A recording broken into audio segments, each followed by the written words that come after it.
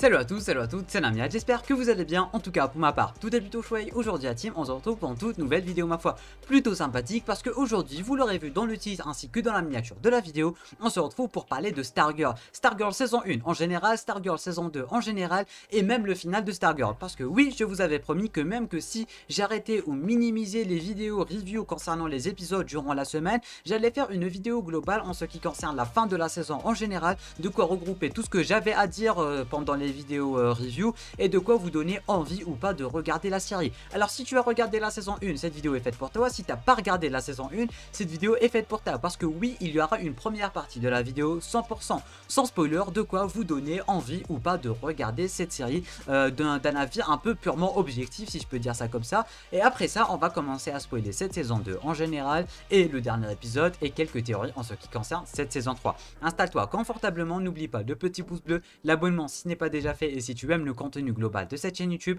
Je vais aussi compter sur toi pour partager cette vidéo un maximum à tous tes potes fans de DC Comics en général, parce que tu auras remarqué que Stargirl est une très bonne série d'une qualité énorme, sauf que de la communauté francophone elle est vraiment très sous-cotée, que ça soit juste dû au fait que c'est une série DC Comics ou qu'elle appartienne tout simplement à la CW, alors que cette série elle a vraiment rien à voir avec les autres séries du Arrowverse, que ce soit en ce qui concerne le budget, la qualité visuelle, bref tous les défauts qu'a le Arrowverse, cette série elle les a tout simplement pas. Sur ce, sans plus tarder, sans perdre une seule seconde de plus, let's go.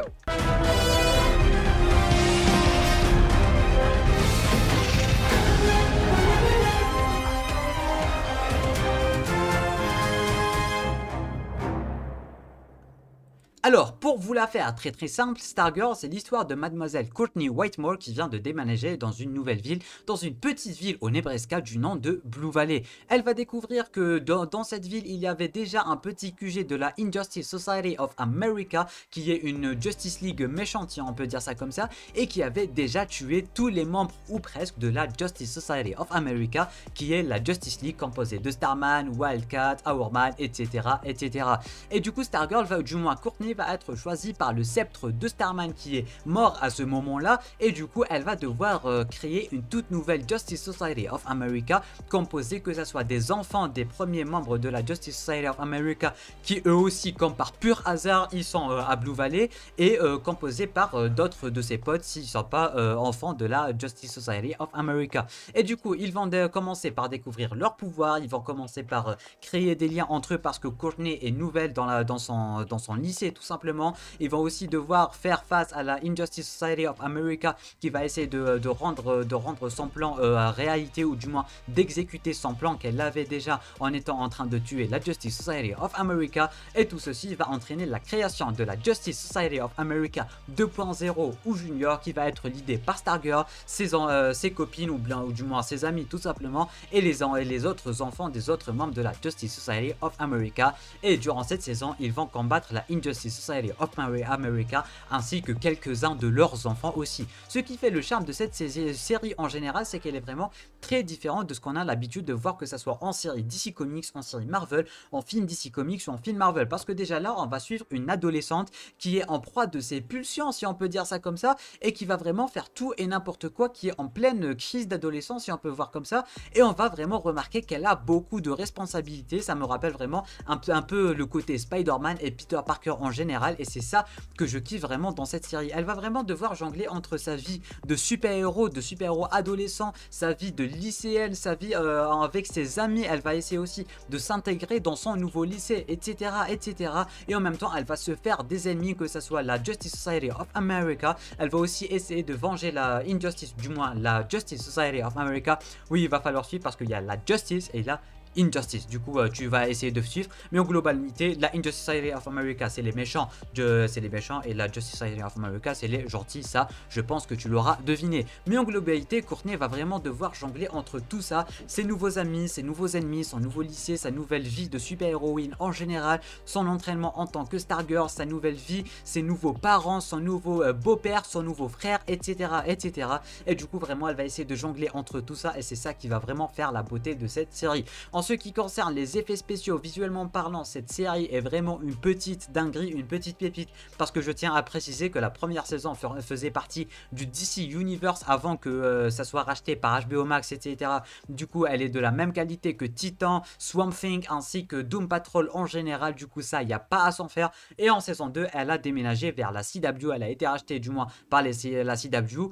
Et bizarrement, la qualité de la série n'a pas du tout changé. L'endroit de tournage de la série n'a pas changé en lui-même aussi. Et du coup, ça fait extrêmement plaisir vu que c'est connu que la CW, elle aime bien rabaisser ses séries, que ce soit en termes de budget, en termes d'effets spéciaux, en termes d'effets visuels, visuellement parlant, scénaristiquement parlant, mais vraiment de tout. Cette série, elle est très qualitative, elle est très bien faite, elle est très bien foutue en général. Et c'est ça aussi qui va faire son charme. Du coup, ça, c'était en quelque sorte concernant la première saison. Vraiment, Courtney va essayer de faire en sorte de créer sa nouvelle personnalité, cette nouvelle Justice Society, de combattre les méchants, etc. etc.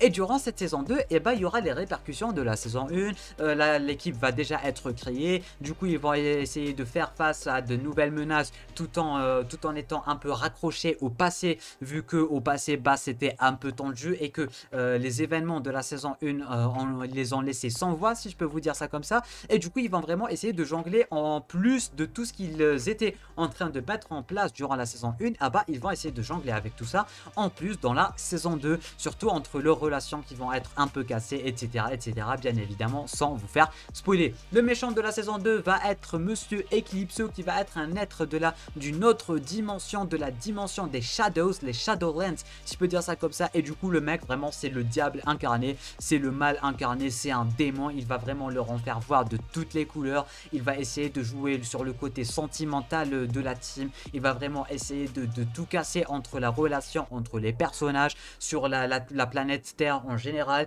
Il va vraiment essayer de ramener cette Shadowlands sur la planète Terre, etc. etc. Et vous allez voir que c'est une saison digne d'un film d'horreur, si on peut dire ça comme ça. C'est assez bien foutu de la part de la CW, je trouve, parce que c'est une saison qui va en quelque sorte faire peur, parce que ça concerne un démon, ça concerne tout ce qui est ombre, etc. etc. Et du coup, la CW a, mine de rien, super bien géré cette deuxième saison, et je m'y attendais vraiment, mais vraiment pas du tout. On a de très belles scènes, de scènes bien flippantes. Ils ont réussi à nous faire entrer dans ce domaine du démon, etc. etc. Ils ont vraiment réussi à nous faire entrer et émerger dans l'aventure de Stargirl de cette saison 2. Et franchement, je ne suis pas du tout déçu. Je viens de terminer l'épisode final et c'était vraiment très bien foutu. Tout ceci pour vous dire en général que cette première saison et deuxième saison de Stargirl sont deux saisons d'énorme qualité à un niveau pas croyable, mais vraiment regarde et fais-toi ton propre avis sur tout le côté responsabilité et le côté adolescent qu'on a presque jamais vu. Ça va arriver techniquement avec Miss Marvel du MCU qui va arriver en 2022, voire fin 2021. Pour l'instant, on n'en sait vraiment rien du tout, mais globalement, c'est du presque jamais vu, à part avec Spider-Man, une adolescente qui va vraiment créer une team, qui va vraiment avoir beaucoup de responsabilités envers le monde entier, envers ses amis, envers sa famille. Elle va devoir vraiment se remettre en cause, que ce soit ses pouvoirs, que ce soit son héritage, venger la Justice Society, venger son père, etc. etc. Faites-vous votre propre avis, vous n'êtes vraiment pas prêt pour la qualité, que ce soit visuelle ou scénaristique de cette saison en général. Du coup, globalement, ça c'est en ce qui concerne cette partie 100% non spoiler, que ce soit la saison 1 ou pas. Alors merci d'avoir regardé la vidéo juste ici. Si tu as regardé cette saison 2 et le final de cette saison 2, tu peux rester sur cette vidéo. Si tu n'as pas regardé, fonce regarder cette série et j'espère vraiment t'avoir donné envie ou pas de regarder la série. Avant de quitter cette vidéo, je compte sur toi pour partager, comme je le disais, c'est une série vraiment très sous-cotée en ce qui concerne la communauté francophone, et du coup je compte sur toi pour partager cette vidéo un maximum et essayer de faire changer tout ça en général. N'oublie pas le petit pouce bleu et l'abonnement si tu aimes le contenu global de cette chaîne YouTube. Toujours avant de partir, sur ce, tu es prévenu, on va directement commencer par parler du côté 100% avec spoiler. Alors mesdames et messieurs, si tu es resté ici, c'est que tu as regardé, hein, logiquement. Alors en ce qui concerne les spoilers, bah déjà Mephisto il est badass, hein. Mephisto il est badass, il est flippant, surtout son petit côté petit garçon, il est flippant, il est badass à un niveau pas croyable. Ça c'était cool, hein, c'était cool, c'était flippant à chaque fois, ça me donnait la chair de poule et j'ai vraiment trouvé ça super génial. Cette saison 2 en général, je pense que je l'ai vraiment beaucoup mieux apprécié que la saison 2, que la saison 1 plutôt, parce que vous savez déjà que moi j'adore les tensions, j'adore quand c'est la merde de partout, et c'était un peu le cas, que ça soit la relation entre Courtney ainsi que Yolanda en général. Yolanda qui avait toujours ses remords en ce qui concerne le fait qu'elle a tué Brainwave, et du coup tous ces flashbacks qui viennent d'arriver dans sa tête, tête, que ça soit juste à cause d'elle-même ou à cause de sa tête, ou à cause de Mephisto. Eclipso. Eclipso, oui, Eclipso, parce que voilà, en même temps, tout le monde nous énerve avec Mephisto par-ci, Mephisto par-là, Mephisto No Way Home, Mephisto WandaVision, Mephisto Loki, Mephisto, bon, bref, Eclipso qui est vraiment en train de jouer avec les humeurs, avec tous les cerveaux des personnages de la Justice Society of America, que ça soit Courtney, que ça soit Yolanda, que ça soit Rick, vraiment tout le monde, mais vraiment tout le monde, Rick qui a fini en prison, Yolanda qui a vraiment lâché tout le monde, lâché ses amis, lâché Courtney, et ça m'avait vraiment brisé parce que j'adorais la relation Courtney, Yolanda, etc. La première partie avec la Injustice Society of America Junior, j'ai trouvé vraiment ça super génial de voir Cindy en train de récupérer toutes les épaves des premiers membres de la Injustice Society of America. J'ai trouvé vraiment ça génial. Après, avec la mort de Cindy, les combats entre la Justice Society et la Injustice Society, ça c'était vraiment super cool. Dans le resto de l'école, c'était badass à un niveau pas croyable. Puis il y a eu l'apparition de Monsieur Eclipso qui était juste épique. Puis il a tué le fils Isaac, si je dis pas de bêtises. Puis il a envoyé l'autre, la Cindy, dans la dimension, dans les Shadowlands et tout. Franchement, c'était épique. Je ne m'attendais pas à une qualité du genre.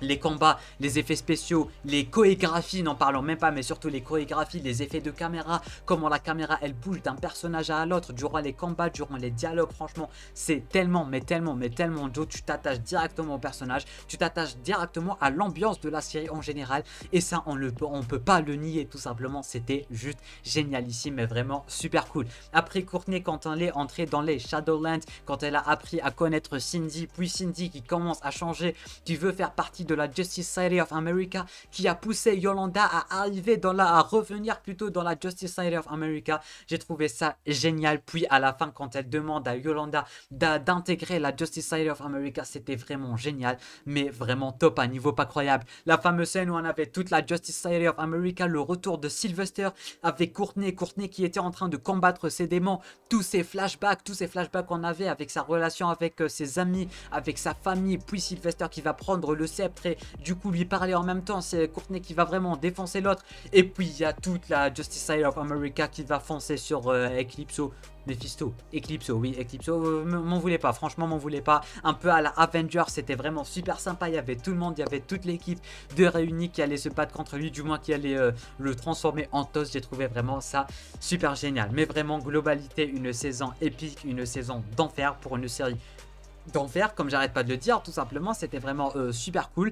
La relation entre les personnages qui a vraiment été mise en avant et qui a aussi été mise à l'épreuve, si je peux dire ça comme ça. Les parents de Beth aussi, c'était vraiment, ça avait rendu le côté Beth un peu plus imposant que la saison 1, parce qu'on va pas se mentir, Beth, saison 1, elle servait à rien, surtout dans son costume, elle faisait que fuir. Mais là, elle lui a rajouté des responsabilités, sa relation avec le Dr Midnight que j'ai vraiment trouvé génial, surtout après la fin, durant le dernier épisode où elle a tout simplement dit au Dr Midnight qu'elle avait trouvé sa femme et tout. Vraiment, ils ont mis en avant la relation entre elle et le Dr Midnight, puis ses parents qui vont savoir que c'est une super héroïne et du coup qui vont la mettre en avant et qui vont annuler le divorce. Ça aussi c'était vraiment au top. Si j'ai quelque chose à reprocher à cette saison, c'est qu'ils n'ont pas vraiment mis en avant Monsieur Cameron, le fils de Icicle, malgré que c'est sûr et certain qu'ils vont le mettre bien plus en avant durant la saison 3, on va pas se mentir, parce qu'il y a ses grands-parents qui sont venus lui teaser ses pouvoirs.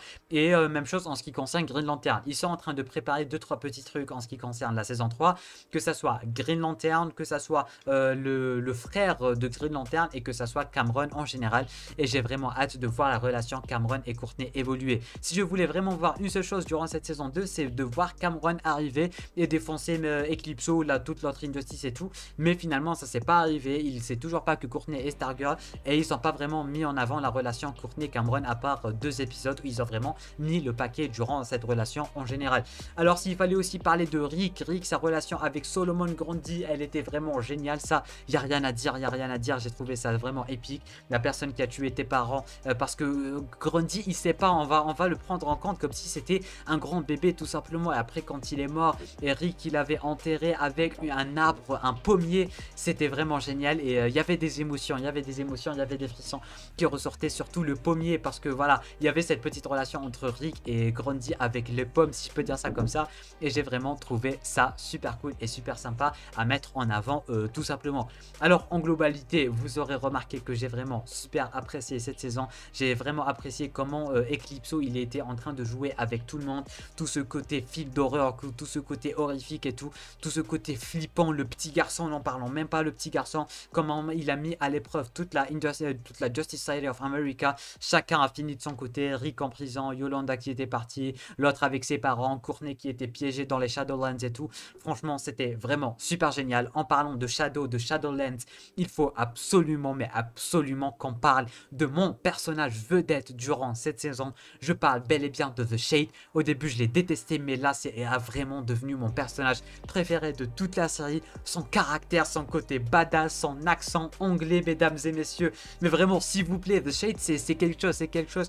Comment il a fait ce côté dramatique durant le cinéma. Et pour ceux et celles qui me suivent sur Instagram, Twitter, vous aurez remarqué à quel point ça m'avait touché sa mort durant le cinéma, quand il a sauvé Courtney, quand il a sauvé Cindy, etc. Puis le voir de retour, si vous saviez à quel point ça m'a rendu fier et content, c'était vraiment super génial.